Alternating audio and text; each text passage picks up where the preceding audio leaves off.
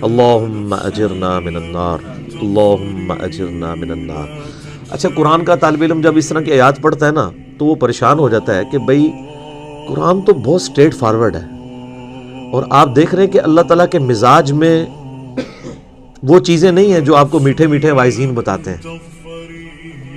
اس لیے میں کہتا ہوں کتابوں کا خدا اور ہے اور بابوں کا خدا اور۔ قرآن بہت سٹریٹ فارورڈ ہے، کیونکہ یہ کلام کرنے والا کون ہے؟ اللہ،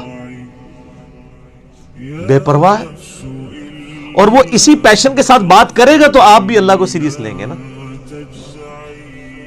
اور اگر آپ کو یہ کہانی کرائی جائے گی، خیر ہے، جیسے ایک نانی اماں ہوتی ہیں، ایک دادی اماں ہوتی ہیں، تو اللہ تعالیٰ تو نانی اور دادی سے بھی بڑھ کے رحم کرنے والا ہے۔ یہ کہانی، یہ کس آیت میں، کس حدیث میں لکھی ہوئی ہے یہ بات؟ اور میں اس کو پھر اینٹی وینم الزامی جواب کے طور پہ، پھکی کے طور پہ کہتا ہوں کہ اگر یہ نانی دادی اور ماں کے ساتھ آپ اللہ کو تشبیہ دے رہے ہیں اس کی محبت کو، تو کیا یہ نانی دادی اور ماں والی محبت اللہ تعالیٰ کی ابو جہل اور فرعون کے ساتھ بھی ہے؟ سارے کہیں گے نہیں۔ تو جو کلمہ پڑھ کے اللہ کے نافرمان اور باغی ہیں ان کے ساتھ بھی ہے؟ نہیں۔ جو اللہ کی طرف رجوع لے ہیں ان کے لیے۔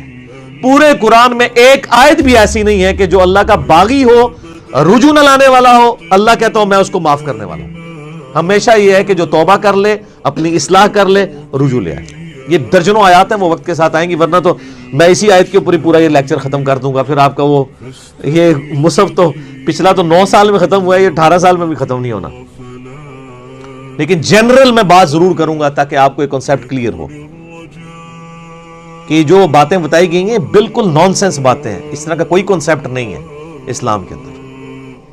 ایک میرا یوٹیوب پہ کلپ بھی ہے، اللہ کی رحمت سے دھوکہ، وہ آپ کلپ دیکھیں، میں نے اس میں کراس ریفرنس کے طور پہ کئی آیات پیش کی ہیں کہ یہ آپ کو بالکل کہانی کرائی گئی ہے۔ اللہ تعالیٰ اپنے معاملات میں بہت سخت ہے۔ اچھا، اس کی وجہ سے بعض لوگوں کے دماغ میں یہ بھی آ جاتا ہے کہ یار اللہ تعالیٰ دیکھو مور لگا دیتا ہے، نعوذ باللہ اللہ تعالیٰ کی اپروچ بڑی کوئی فنیٹک والی ہے، نعوذ باللہ۔ ایسا نہیں ہے، یہ ان لوگوں کے لیے جو جان بوجھ کے حق سے اناد کرتے ہیں، تو پھر اللہ تعالیٰ کہ غضب کا کوڑا ان پہ پڑتا ہے کہ یار ان کو بات سمجھ بھی آ گئی تھی، اس کے باوجود انہوں نے یہ کیا ہے، اب میں ان کو نہیں چھوڑوں گا، اب ان کے اندر ہدایت داخل بھی نہیں ہو سکے گی۔ یہ بہت، یعنی اس کو کہتے ہیں پوائنٹ آف نو ریٹرن۔ اب اس پہ اللہ تعالیٰ کو کوئی پوچھ نہیں سکتا، اس کو اللہ نے بین کیا ہے۔ لا يسأل عما يفعل وهم يسألون، اللہ کو کوئی نہیں پوچھ سکتا اس نے کوئی کام کیوں کیا، اللہ ہر ایک کو پوچھ سکتا ہے۔ یہ اللہ کو گلہ نہیں کیا جا سکتا، رب ہے، مالک ہے، اس نے اپنے لیے رول طے کیا ہے کہ بھئی جب پوائنٹ آف نو ریٹرن پہ کوئی بندہ پہنچے گا، سچائی قبول کرنے کے باوجود وہ حق سے اناد کرے گا، اس کو نظر آ جائے گی سچائی ہے، پھر بھی وہ اناد کر دے گا، پھر میں مور لگا دوں گا، اور پھر وقت کا پیغمبر بھی اس کو ہدایت نہیں دے سکتا۔ انک لا تہدی من احببت ولکن اللہ یہدی من یشاء، اے نبی جس سے تم محبت کرتے ہو تم بھی اسے ہدایت نہیں دے سکتے، اللہ جسے چاہتا ہے ہدایت دیتا ہے۔ ہدایت کس کو دیتا ہے؟ والذین جاہدوا فینا لنہدینہم سبلنا، جو لوگ ہماری راہ میں کوشش کریں گے ان کے لیے ہم اپنی راہیں کھولیں گے۔ اس کائنات کی سب سے ایلیٹ چیز ایمان ہے، جس کے اوپر ہمیشہ کی کامیابیوں اور ناکامیوں کا فیصلہ ہونے والا ہے۔ تو آپ کیا سمجھتے ہیں کہ آپ کو یہ راہ چلتے فٹ پاتھ پہ گری پڑی مل جائے گی؟ اس کے لیے کوئی ایفرٹ پٹ نہیں کرنی پڑے گی، اور دنیا میں جس چیز کی منفعت چند سالوں کے لیے ہو وہ بھی اتنی ایفرٹ پٹ کرنے کے بعد ملتی ہے، اور جس سے ہمیشہ کی کامیابیاں آپ کا مقدر ہونے والی ہیں، آپ سمجھتے ہیں کہ وہ آپ کو چنگے جی لب جائے گی، مفت میں ہی مل جائے گی؟ نہیں، ناٹ ایٹ آل۔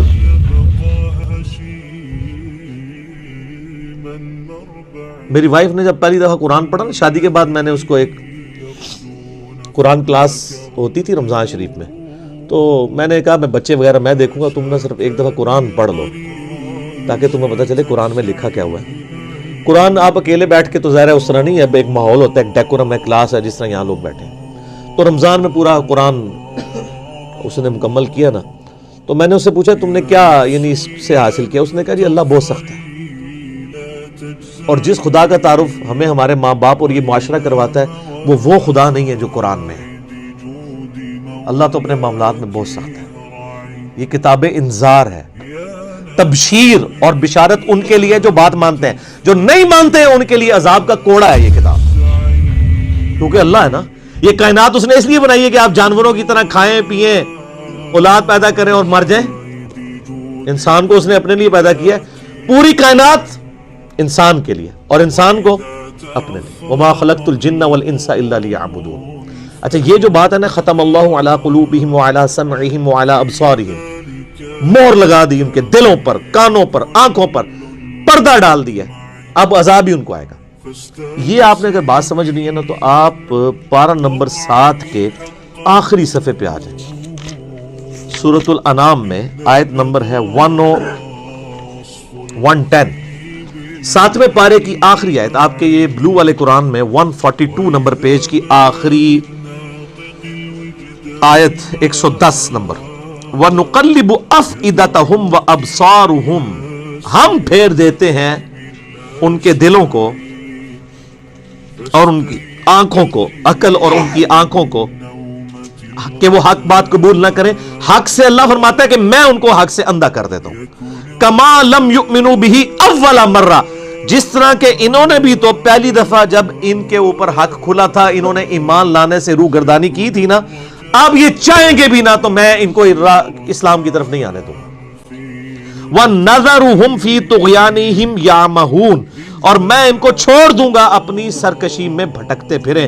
وَلَوْ أَنَّنَا نَزَّلْنَا إِلَيْهِمُ الْمَلَائِكَةَ, اور اب اگر فرشتے بھی ان کے سامنے نازل ہوں, وَكَلَّمَهُمُ الْمَوْتَ, اور مردے قبروں سے نکل کے ان کے ساتھ بات کرنا شروع کر دیں.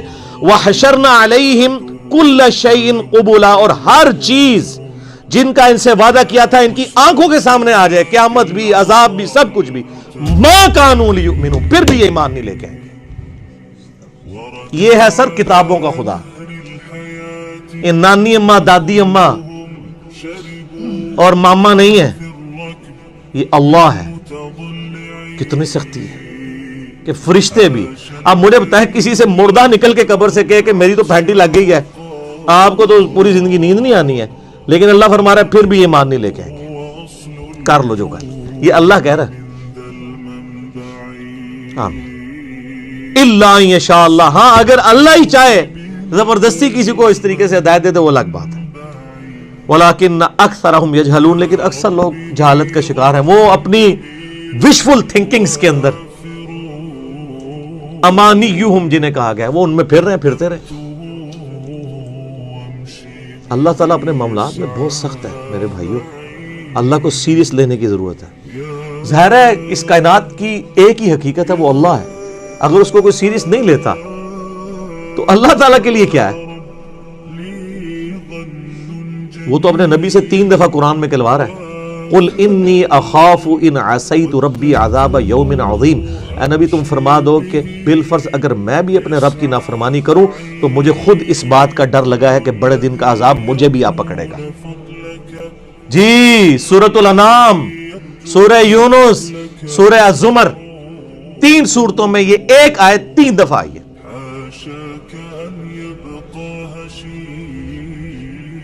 آپ مجھے بتائیں جو آپ کو کہتے ہیں جناب ہم بخشوا لیں گے, ہم اپنے مریدوں کو لے جائیں گے, اور تو انہوں کھنگن نہیں دینا کسی نے ہوتے.